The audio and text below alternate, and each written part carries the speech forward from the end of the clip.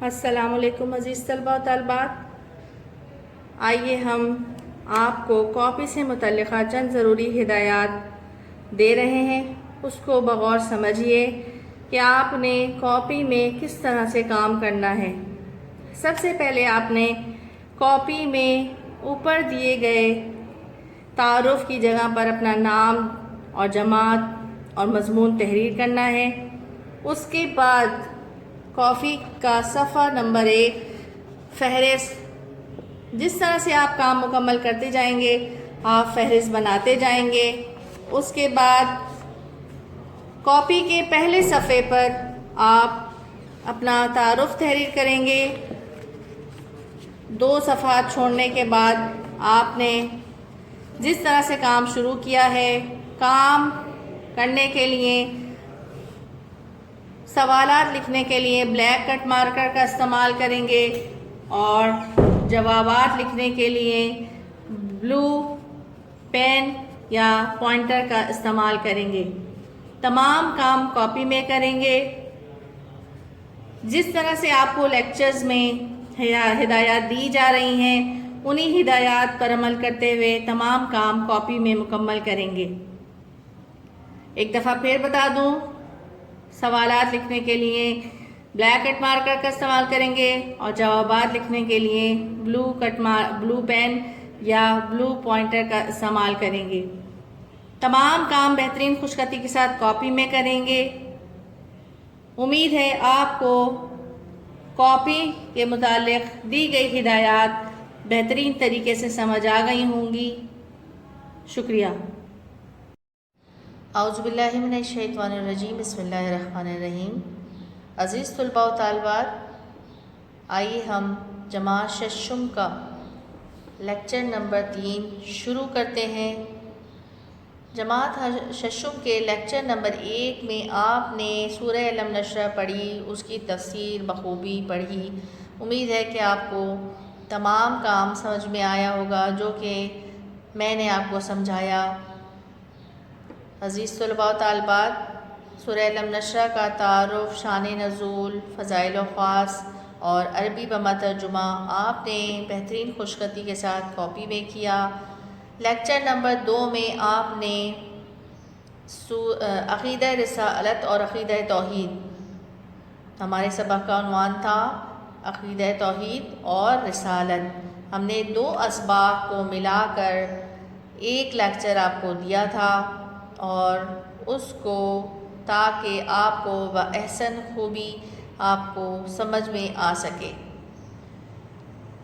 عقیدہ توحید، عقیدہ رسالت دونوں لازم و ملزوم ہیں، یعنی اگر آپ نے عقیدہ توحید سمجھا تو آپ کو عقیدہ رسالت بھی سمجھنا ہے، اور دونوں پر ایمان لائے بغیر کوئی انسان مکمل نہیں ہو سکتا، اس کا قابل ایمان نہیں ہو سکتا۔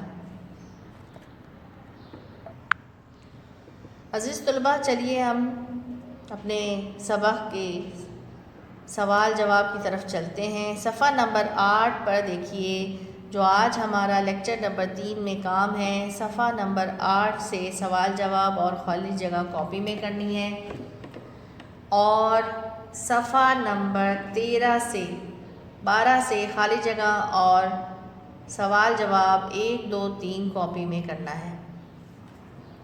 آئیے صفحہ نمبر 8 پر دیکھتے ہیں۔ صفحہ نمبر 8 پر خالی جگہ دی گئی ہے۔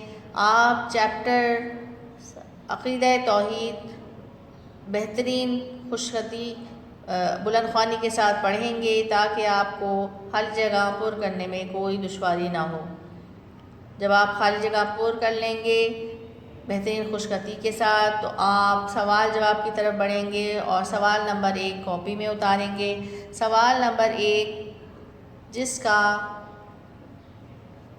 ٹاپک ہے سب سے بڑے گناہ شرک کے بارے میں اللہ تعالیٰ نے کیا فرمایا ہے، اس کے جواب کے لیے آپ صفحہ نمبر 6 پر آئیے۔ صفحہ نمبر 6 کا شروع کا پیراگراف، سب سے پہلی لائن، شرک سب سے بڑا گناہ ہے، یہاں سے آپ اس کا جواب شروع کریں گے۔ اللہ تعالیٰ نے فرمایا شرک سب سے بڑا گناہ ہے، اللہ تعالیٰ نے فرمایا، پھر جو عربی آپ کو دی گئی ہے سورہ نساء کی 116 آیت، اس کا ترجمہ تحریر کریں گے۔ یہاں پر آپ کا سوال نمبر 1 مکمل ہو جائے گا۔ سوال نمبر 1 مکمل کرنے کے بعد سوال نمبر 2 اتاریں گے۔ سوال نمبر 2 کچھ اس طرح سے ہے، رؤوف اور رحیم اللہ کے صفاتی نام ہیں، لیکن اللہ تعالیٰ نے قرآن پاک میں اور یہ نام کس کو عطا کیے؟ امید ہے کہ آپ تمام کام میری ہدایت کے مطابق کر رہے ہوں گے، یعنی سوال لکھنے کے لیے بلیک پوائنٹر اور کٹ مارکر کا استعمال کر رہے ہوں گے، اور جواب لکھنے کے لیے انک پین یا پھر بلو پوائنٹر کا استعمال کریں گے۔ سوال نمبر 2 کا جواب دیکھیے، صفحہ نمبر 6 کا آخری پیراگراف۔ بے شک رؤوف اور رحیم تو اللہ تعالیٰ کی صفات ہیں، لیکن خود اللہ تعالیٰ نے اپنے پاک کلام میں سورہ توبہ کی آیت نمبر 128 میں اپنے رسول صلی اللہ علیہ وسلم کو رؤوف اور رحیم فرمایا ہے۔ یہ ہے سوال نمبر 2 کا جواب۔ آئیے اب سوال نمبر 3 کی طرف بڑھتے ہیں۔ سوال نمبر 3 ہے، بندوں کی ساری خوبیاں کس کی عطا کردہ ہیں؟ بندوں کی ساری خوبیاں کس کی عطا کردہ ہیں؟ اس کا جواب دیکھنے کے لیے صفحہ نمبر 7 پر آئیے۔ صفحہ نمبر 7 کی لاسٹ میں دیکھیے، آخری 3 لائنوں میں سے اس کا جواب ہے، بندوں کی ساری خوبیاں مثلاً علم، طاقت، عزت، بادشاہی وغیرہ سب اللہ کی عطا کردہ ہیں۔ یعنی آخری پیراگراف میں آپ دیکھیں گے، آخری پیراگراف کی 2nd لائن، بندوں کی ساری خوبیاں مثلاً علم، طاقت، عزت، بادشاہی وغیرہ سب اللہ کی عطا کردہ ہیں۔ یہ ہے سوال نمبر 3 کا جواب۔ بچوں دوبارہ سن لیجئے، سوال نمبر 3 کا جواب صفحہ نمبر 7 پر، بندوں کی ساری خوبیاں مثلاً علم، طاقت، عزت، بادشاہی وغیرہ سب اللہ کی طرف سے ہیں، یعنی اللہ کی عطا کردہ ہیں۔ اب آئیے سوال نمبر 4 کی طرف۔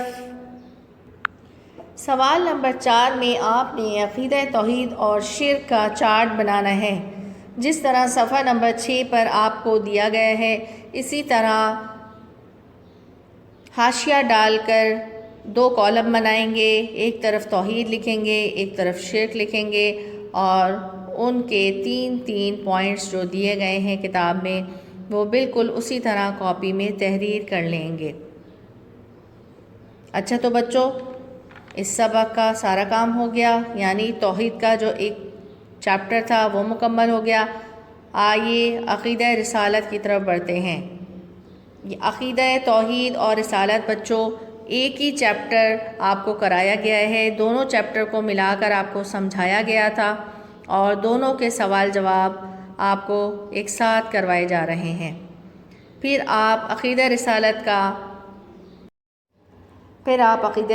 کا صفحہ عنوان بنائیں گے، یا پھر ایک مختصر سی ہیڈنگ اگلے صفحے پر ڈالیے گا، اور صفحہ نمبر 12 سے خالی جگہ کاپی میں کیجیے گا۔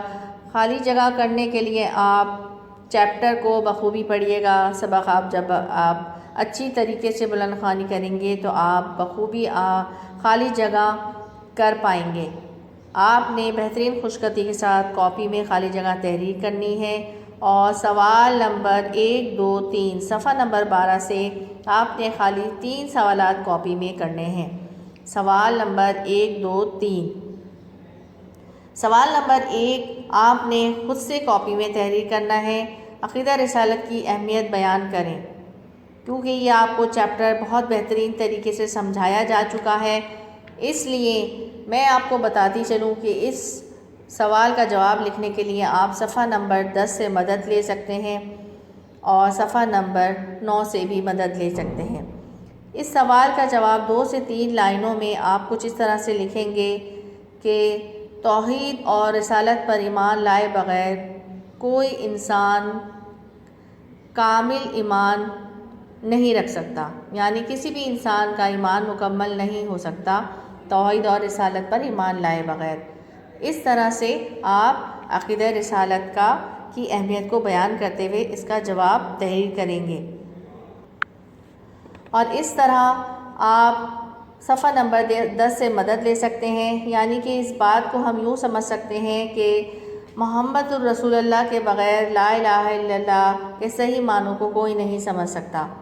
یعنی جس طرح سے ہم کلمہ پڑھتے ہیں، کلمہ میں اللہ کے نام کے ساتھ آپ صلی اللہ علیہ وسلم کا ذکر ہوتا ہے، اسی طرح ہم توحید کے ساتھ ساتھ رسالت کو اس لیے مانتے ہیں کیونکہ اس پر ایمان لائے بغیر ہمارا ایمان مکمل نہیں ہو سکتا۔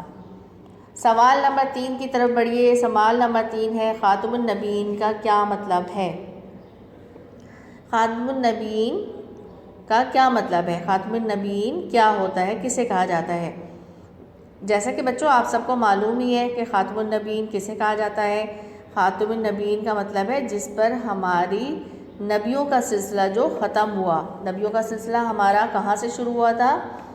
اس سوال کا جواب دیکھیے صفحہ نمبر 10 کا جو آپ کی ہیڈنگ ہے عقیدہ ختم نبوت، وہاں سے اس سوال کا جواب شروع کریں گے۔ حضرت آدم علیہ السلام سے نبوت کا سلسلہ چلتے چلتے نبیوں کے سردار خاتم الانبیاء حضرت محمد مصطفیٰ صلی اللہ علیہ وسلم پر ختم ہوا۔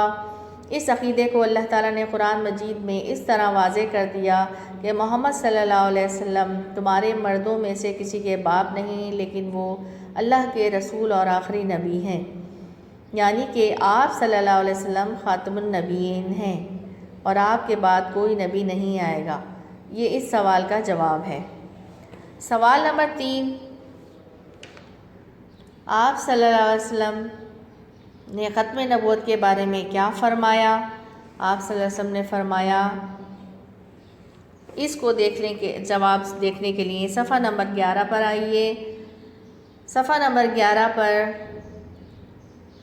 جواب دیکھیے۔ دوسرے پیراگراف میں خود اللہ کے رسول نے ہمیں بتایا کہ بے شک میرے بعد کوئی نبی نہیں آئے گا۔